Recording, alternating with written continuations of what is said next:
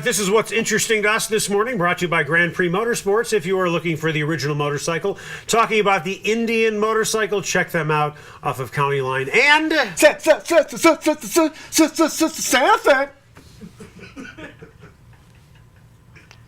That awkward silence. What's going on? We're doing the show? Wow. What's the topic? Okay. Albert Breer of the NFL Network. Yeah, what Albert say?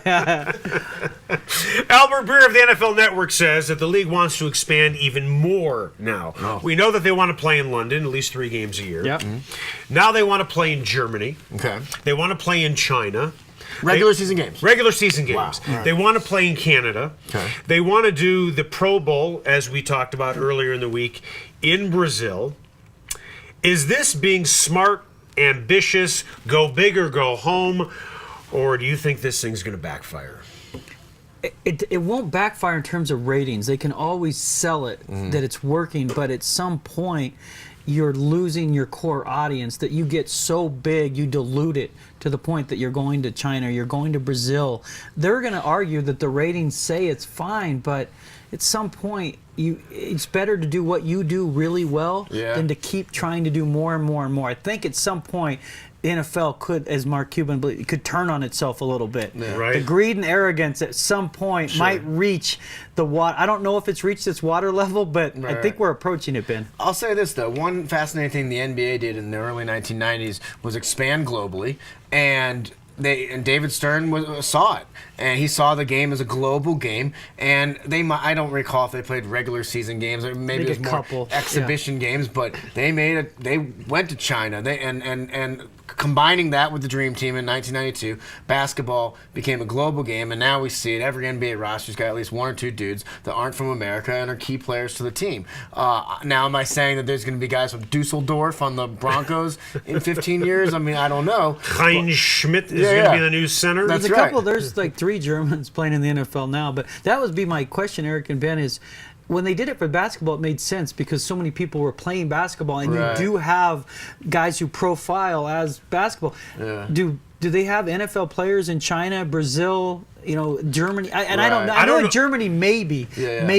But I'm with you, I just don't know, what is the end game? Is it to just get more money? Because in the end, wasn't the NBA though more to cultivate talent and more money? I just don't see any cultivation of talent in the NFL. Maybe they don't care. I think for the NBA, it was about selling shoes. Yeah. Selling the star shoes. Yeah. Absolutely. More feet, more pockets, more wallets. Right. Let's take advantage of it. Because isn't Dwayne Wade just huge in like China? He wears a shoe from either China or Korea. I mean, he wears a foreign shoe. That's his shoe, right? Right. And you look at the Houston Rockets. I mean, of course, when they got Yao Ming, they went global. And to this day, Houston is a huge team overseas. Right. And if you watch their games, they don't have Yao Ming anymore. He's gone. Right. They have advertisements in Chinese. Still for the Rockets? To this day. That's fascinating. You know the biggest star over there is right now? Who's that? Stephon Marbury. Marbury. Oh, that's right. He won his second title. Won his second title. He is huge over there. He has completely reinvented himself, and I say good for him. Yeah. I mean, he had a lot of problems, with the Knicks and everybody else, but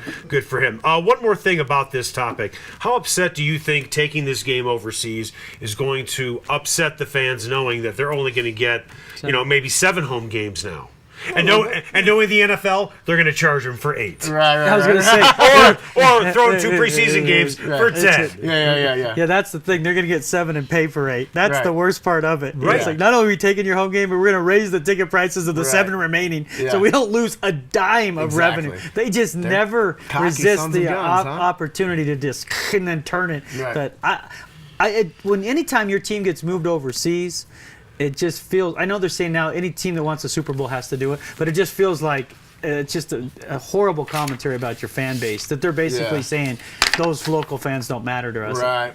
Yeah, Jacksonville is over there. They're practically London's team. Yeah. I mean, it's just like That's right. But it's amazing. I mean, people still go to those games. You think after like the third time of seeing Jacksonville Wembley Stadium, they'd be like, "Uncle." I mean, it'd be like them setting the warm-up band instead of U2. At some point, we get a headliner. I mean, who are these? U4. Yeah, U4. Yeah, we're getting yeah. It's just doesn't make sense. All right, so the NFL, and let's go in depth in a second. But first, want to let you know that segment was brought to you by Grand Prix Motorsports. If you are looking for the Indian motorcycle, the original motorcycle, do what Heath did. He went down to Grand Prix Motorsports. That is Heath with his 2015 Chieftain. Who's the other guy? Huh? That's the guy who sold Heath the Indian Chieftain. But why do we know Heath's name and not the guy who works for our favorite sales company? guy? Yeah, let's get him on the show. I'll make a call to Marissa and see what she has to say. Thank She's you. their marketing director. That makes me sad. Yeah. I believe Heath is the guy on the right. Okay. Because the guy with the pockets looks like the guy who actually sold him the motorcycle. Okay. Maybe the guy with the name tag. Can we zoom in and find out his name from that? That's just a guess. Yeah.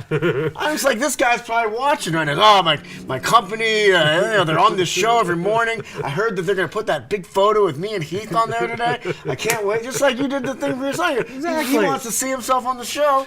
And they're like, it's Heath!